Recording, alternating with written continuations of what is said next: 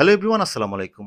আমরা সকলেই জানি পৃথিবীর ক্যান্সার নামে পরিচিত ইসরায়েল ইরানে হামলা চালিয়েছে এবং এই অনৈতিক হামলার সঙ্গী হিসেবে থেকেছে আমেরিকা, অস্ত্র দিয়ে থেকেছে আমেরিকা। কিন্তু সেখানেই সীমাবদ্ধ না। আমেরিকা ইসরায়েলের পরামর্শে ইসরায়েলের পক্ষে সরাসরি ইরানের বুকে বোমা হামলা চালিয়েছে এবং সেই অজুহাতটা কি? সেই অজুহাত হচ্ছে ইরানে পারমাণবিক বোমা বানাচ্ছে। এখন আমাদের মাঝে অনেকেরই প্রশ্ন জাগে যে ইরান কেন পারমাণবিক বোমা রাখতে পারবে না? ইসরায়েল পারবে, আমেরিকা পারবে, ইউকে পারবে, কিন্তু ইরান কেন পারবে না? এটা কি শুধুই মাত্র আইনের মারপ্যাঁচ নাকি রয়েছে কোনো রাজনৈতিক বৈষম্য? চলুন জানি।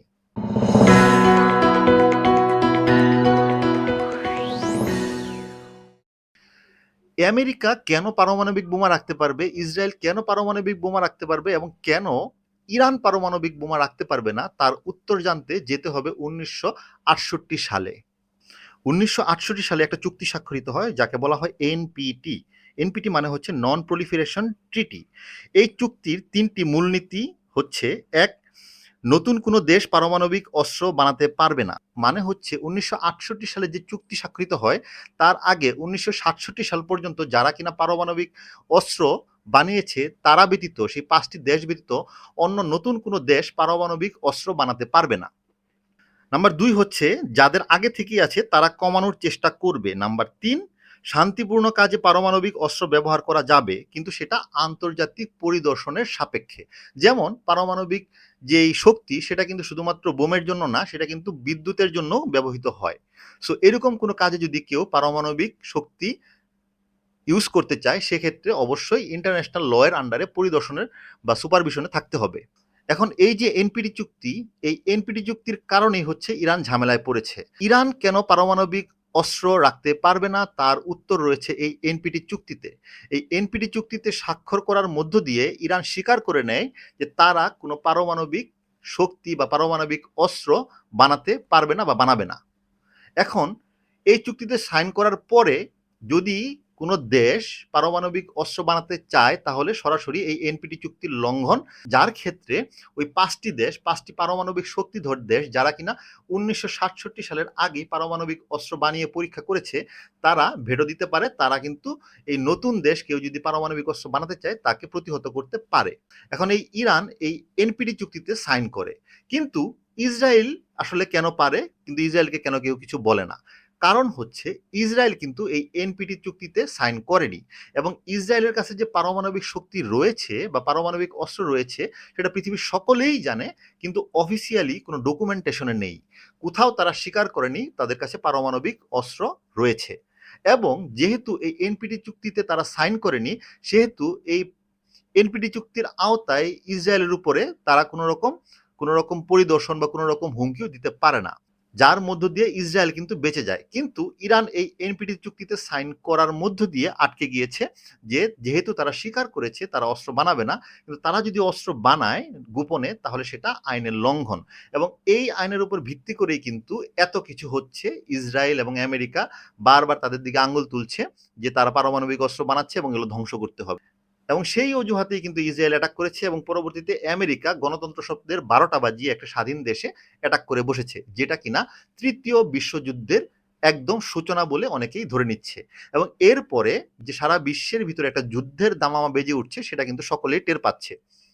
এবং এই কাজটার মধ্য দিয়ে আমেরিকা শত বছরের যে ডেমোক্রেসির রক্ষাকর্তার যে আসন সেই আসন থেকে সরে গেল।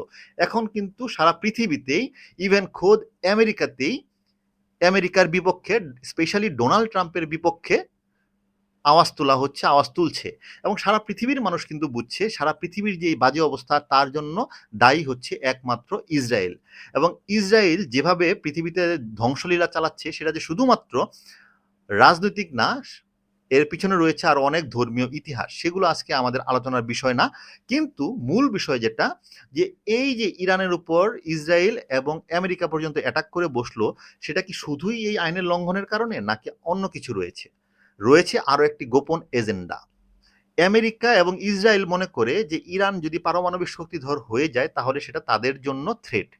এবং ইরান যেহেতু আবার রাশিয়ার বন্ধুপূর্ণ দেশ, সেই ক্ষেত্রে রাশিয়ার কোনো বন্ধুসুলভ দেশ যদি আমেরিকার আশেপাশে বা এই অঞ্চলটাতে পারমাণবিক শক্তিধর হয়ে যায় সেটা ইসরায়েল এবং আমেরিকার জন্য সরাসরি থ্রেট। এই কারণে আমেরিকা এবং ইসরায়েল কোনোভাবেই চায় না যে ইরান পারমাণবিক শক্তি বা পারমাণবিক অস্ত্র রাখুক। এছাড়াও আমেরিকা এবং ইসরায়েলের কিন্তু শুধুমাত্র যে পারমাণবিক শক্তির উপর ভিত্তি করেই ইরানের উপর অ্যাটাক করেছে তাও না। এর ভিতরে রয়েছে ইসরায়েলের একটা গোপন এজেন্ডা, যে সকল মুসলিম কান্ট্রির কাছে পারমাণবিক অস্ত্র রয়েছে সেগুলোকে তারা আস্তে আস্তে অ্যাটাক করবে এবং ধ্বংস করবে।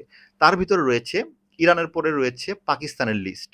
সো এই যে খেলা চলছে, এই যে তৃতীয় বিশ্বযুদ্ধ লাগে লাগে অথবা লেগে গিয়েছে অনেকে বলছে, এর কারণ কিন্তু হচ্ছে সেই চুক্তি। এখন রাইট নাও ইরান কিন্তু অলরেডি চিন্তা করছে যে তারা এই এনপিটি চুক্তি থেকে বের হয়ে যাবে কিনা। এখন প্রশ্ন, ইরান যদি এনপিটি চুক্তি থেকে বের হয়ে যায় তাতে কি তাদের রক্ষা হবে? তাতে কি ইরান যদি পারমাণবিক অস্ত্র বানায় কেউ কি বাধা দেবে না? তখন কিন্তু প্রশ্ন উঠবে যে যদি চুক্তি থেকে তারা বের হয়ে যায় তারপরে যদি তাদের উপর অ্যাটাক করে, তাহলে প্রশ্ন উঠবে যে ইসরায়েলের উপর কেন অ্যাটাক হবে না। আবার অনেকেই বলছে যে রাশিয়াকে ওই দিক দিয়ে ইউক্রেনের সাথে যুদ্ধে লাগিয়ে দিয়ে তারা ইরানের উপর অ্যাটাকটা করেছে যাতে ইরানের সাথে রাশিয়া এসে খুব বেশি সাপোর্ট দিতে না পারে। কারণ রাশিয়া যদি তার সৈন্য সামর্থ্য বা অস্ত্রের সবকিছু ভান্ডার ইরানকে সাহায্যের জন্য দিয়ে দেয়, তাহলে ওদিক দিয়ে আবার রাশিয়া সার্বভৌমত্ব, রাশিয়া সীমারেখা অরক্ষিত হয়ে যাবে ইউক্রেনের কাছে। সো অনেকেই বলছে যে আমেরিকা এবং ইসরায়েল সুপরিকল্পিতভাবে ইউক্রেনকে দিয়ে রাশিয়ার ওইদিকে ব্যস্ত রেখে ইরানের উপর এই অ্যাটাকটা করেছে।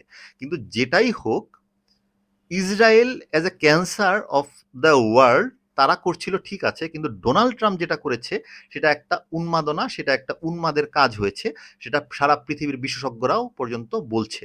এবং আমরাও চাই যে এই আমেরিকার এই পাগলামি থামুক এবং ইসরায়েলের কঠিনতম শাস্তি হোক। ইসরায়েল সারা পৃথিবীতে যে জেনোসাইড শুরু করেছে, সারা পৃথিবীতে যে নির্বিচারে যুদ্ধ এবং মারামারি শুরু করেছে, তার শাস্তি তাদের হওয়া উচিত। এবং ইসরায়েলকে শায়েস্তা দেওয়ার জন্য ইরানের সমর্থন দরকার। আমরাও চাই ইরান সেই সমর্থন পাক এবং ইরান ইসরায়েলকে শায়েস্তা করুক। মূল কথা হচ্ছে মানবতার জয় হোক, যারা নির্যাতিত তাদের জয় হোক, তাদের উপর নির্যাতন বন্ধ হোক, সেটা যেই করুক।